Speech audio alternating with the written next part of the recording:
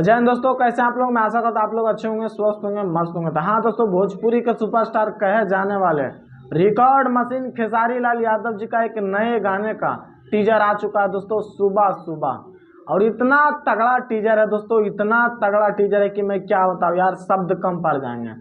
तो बस आप लोग तैयार रहिएगा। 8 फरवरी सुबह 6 बजे आप लोग को सुनने को मिलेगा दोस्तों। सॉन्ग का टाइटल है डबल रोटी, जो कि गाना को डुबिट किया है दोस्तों प्रियंका सिंह।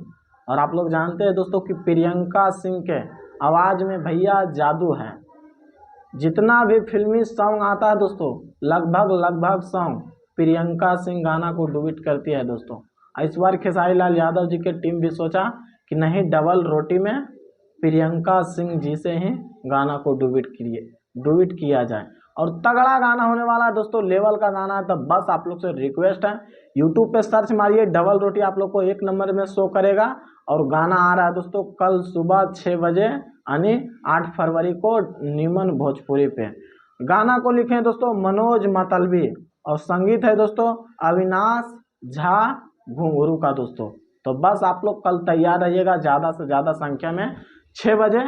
और जो जो अभी तक चैनल को सब्सक्राइब नहीं किए तो प्लीज़ सब्सक्राइब कीजिए, वीडियो को लाइक कीजिए, ज़्यादा से ज़्यादा शेयर कीजिए। बाकी फिर मिलते हैं अगले वीडियो में।